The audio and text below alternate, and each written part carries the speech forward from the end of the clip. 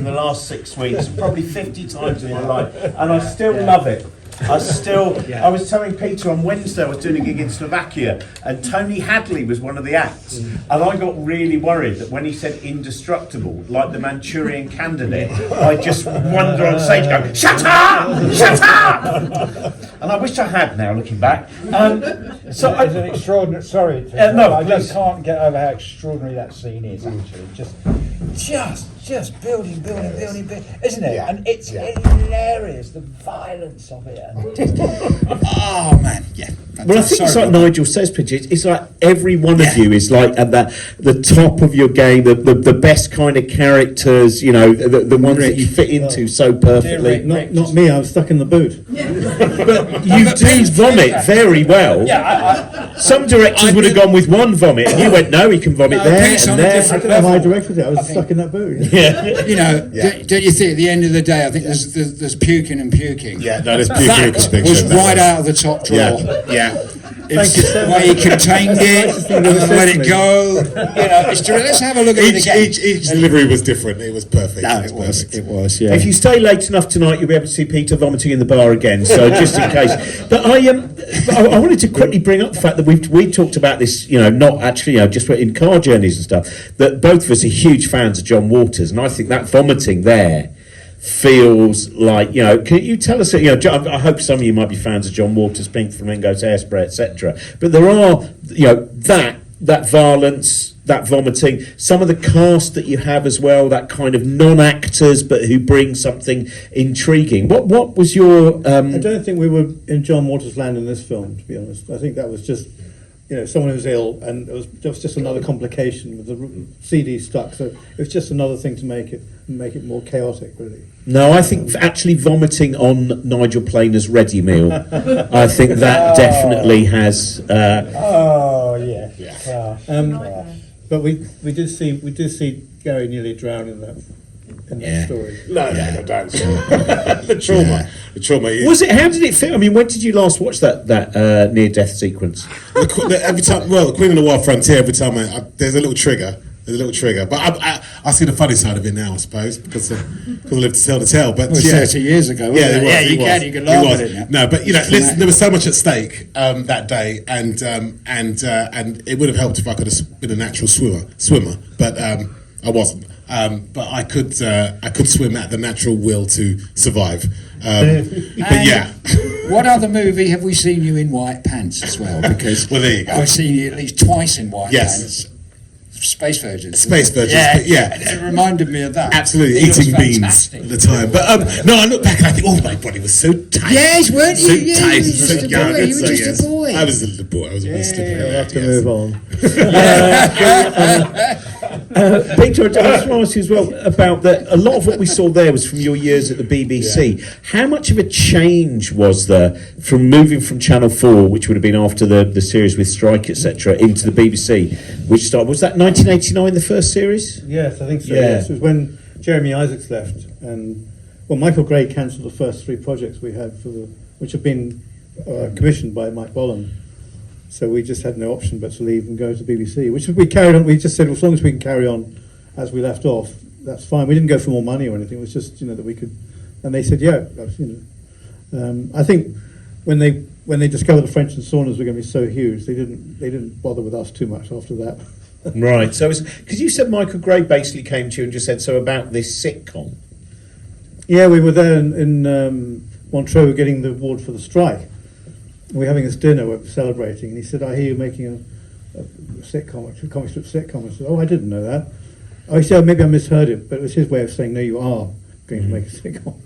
There's nothing better, is there, than winning the Golden Rose of Montreux and being sacked by the Channel. That's just on the same day. Yeah. Would anyone like to ask you questions from the sitcom? Yes, back there, just right back. I was just wondering if there was anybody you ever thought was perfect for a role, but you couldn't actually convince to join your kind of maverick madness. Oh, thank you. That's a good one. That's a good one. Yes, I just recently tried to get Matt Lucas to play Boris Johnson in a film we did called Lie Another Day, which we've written, but we never got it made, sadly. But no, Matt Lucas, absolutely not. I saw him do Boris Johnson. I thought he was really good. He was the best choice, you know. but he wouldn't do it. So we were about to look around again, but they got pulled, didn't it? So. Who surprised you at saying, because we were talking about Eat the Rich the other day, Paul McCartney's in that. And is Bill Wyman in it as well? Yes. And you've got, again, the people who are surrounding it, and we mentioned Lemmy as well, and it's an incredible mixture. And then I don't know if any of you realised, or you might, but hopefully you noticed that the Red Nose of Courage, the totally silent wife of Alexi is Sue Lloyd, yes, who had an incredible career, including things like the Ipcress File, and and just seeing her in that, and Crossroads, yeah. There's Ronnie Allen as well, who's quite... Yeah. Well, Ronnie Allen was a genius piece of casting. We must play Uncle Quentin stuff, was. actually. I must get that in there, because... Ronnie Allen, we saw him, and he had these outrageous lines to say, and he had 20 million viewers every night on this soap. So he was really putting his career on the line by saying, I'm a screaming homosexual, and which is a very John Waters kind of line for us, Yeah. What was it? Not only am I a screaming homosexual, I'm also an insatiable drug addict. Something like that. And he said, if I do this part, I want you to know I'll say those lines, but could I possibly be holding a cane? And I said, well, you can hold a Walter PPK for all I care. So the cane, he was happy with the cane, so he did the part.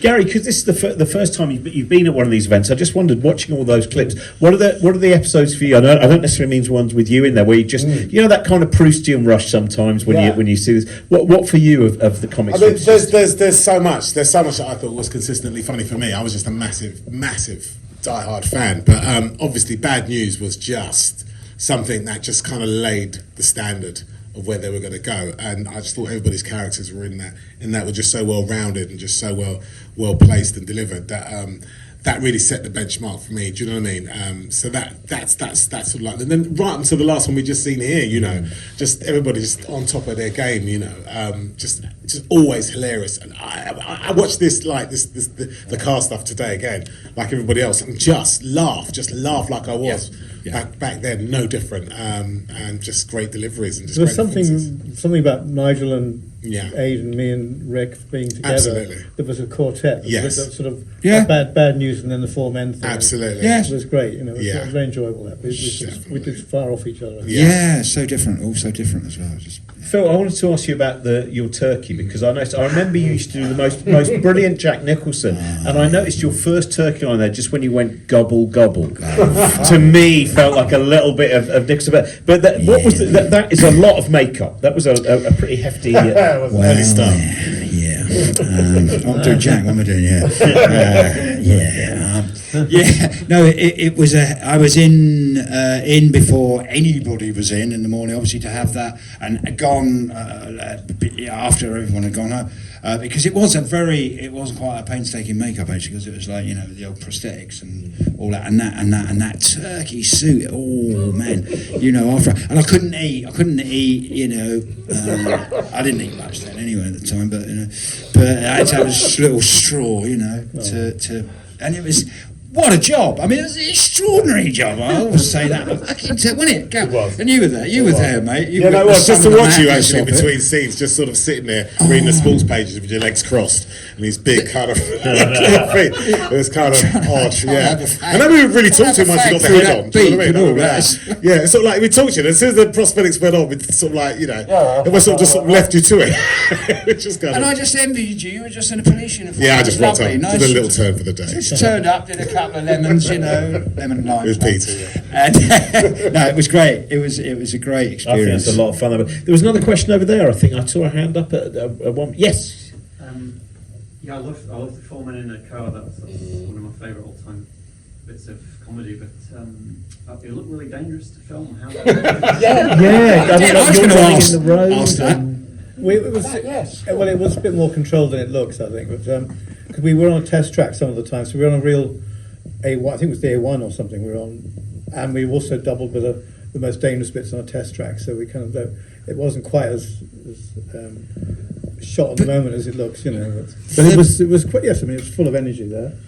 Oh, full of danger. hugely, yeah. The bit with Rick as well getting hit by the van. It just looked brilliant, didn't it? Look brilliant. Yes, and that was all staged and Trying to set. set that up must have taken to set the whole that thing up. took hours. It's didn't it? just putting the sound in the right place, isn't it? Yeah. The knock, that it tells you that he's been hit. But I think it's nice to find out what I think's really come together in this event after the previous ones we've done is that few directors have tried to kill their cast as much as you have. You tried to starve Phil to death. You tried to drown Gary. Robbie Coltrane, you hope was going to end up being drowned. I failed. Yeah. Time is money. Time is money. Yeah. Time is money. Yeah. That wasn't my plan. Anyone else like to ask a question about the comic strip? Yes, just down there. Another question about casting. Kind of at what point do you sort of match, say, oh, this will be a role for Gary, or do you sort of write for the cast? Or We did write for cast. Yes, I mean quite often. Sometimes we didn't, but no, certainly in Queen of the World Frontier, that was Gary and I think John. We wrote for John as well. Yeah, Jack. Yeah, so no, we did write for people, like Four Men in a Car, definitely for Rick and Aid and Nigel as well. did you know who would play who Yes, when you were writing for them for in Men? mind. We knew Rick was going to go. Hey, what he did, Can I just bring up that? You know this one, Robin. That 4 Men in a. Is it 4 Men in a? Well, No, plane. 4 Men in a plane. Yeah. That opening shot in the Yeah. airport. Or was that 4 Men in a? No, that's 4 Men Yeah, in a 4 Men in a That plane, yeah. Can I just remind everybody actually how long that went on for before you cut? Was that like a one big? Well, it was an airport shot, wasn't it? An airport shot, you were going. Yeah, did you didn't camera cut? wandered everywhere with seeing, picking up one person. No, it was against another. terrific. No, I remember. Well, it was remember fun that to bit? do. Yeah, I mean they're not that yeah. difficult to do, but No, they look it is. good. Everyone They says, look "Oh, how clever," fantastic. but actually it's just Very Scorsese, just very Just Scorsese. rehearsing the timing most of the thing. Yeah, I can imagine. But it is a great. Who's seen 4 Men in a Plane? I hope, hopefully, most that sequence, because also the establishment of each character. That Adrian Emerson going through the novelty ties, and he already has his Bart Simpson one. Nigel trying to get his points up so he can upgrade by literally just buying petrol and pouring it onto the ground. All of those things are. I mean, I think as a I don't know how you feel, Peter, but I think 4 Men in a Plane. I think 4 Men in a Car has the greatest sequence. I think 4 Men in a Plane as a film Yes. is probably the one of the best We're going films. to play that in Crouch End. I think that's one of them. Yes, or the Gate. Yeah. I'm sure. And driving a plane was driving the plane was to one of the fly. funniest things I thought. Like to see these guys go, well, we're getting a plane, and it's like no one can fly a plane. Okay, we'll drive it, and they drive this plane, which just for miles, I just think it's just hilarious. Just Yes, can't fly, yes, drive yes. it. And I won't give away the end, but it's brilliant. Would anyone else like to ask a question before we wrap up this session? No, Can I everyone's- say something? Yes. Just very Oh quickly. no, hang on, we've got a question over Like there. that film, like the end sequence of the Crown Games when Jimmy's had a large pot of mushroom tea. That's right. Yeah. That's tonight. That's on tonight. Yeah. Is that scripted? Was that what, sorry? That's scripted. No, that's the beauty of it. We'll see that anyway, but bless Peter, he kept the camera running, film camera, not a bloody video camera, with the film, and just let me go off on this kind of surreal, and I loved it. Yes. Anytime Phil's on set, we just kept the camera running when he Just in case I said something funny. It's coming. I know it's coming. It's in there somewhere. Genius. Yes. I just want to say that if anyone would like to come and see the next film as our guest, we would like to have an audience, and we've only got a few sold, I think. So if anyone, I'm sorry if anyone paid for the tickets here. Yeah, good effort tonight. But if Very anyone would like good. to be our guest and come and see the next Detectives on the Edge of the Breakdown, It's do come, fantastic. you know. It is. Yeah, it's such a great mix of Yeah, being a it's musical and a Jim Broadbent and Jim Carter and Yeah, it's Yes. Phil and Gary. Coming up. Yeah. And then the Crying Games Very after soon. that, if you want to stay for that as well. So. brilliant. Well, ladies and gentlemen, let's hear it for our fantastic panel there. Thank you. For Peter.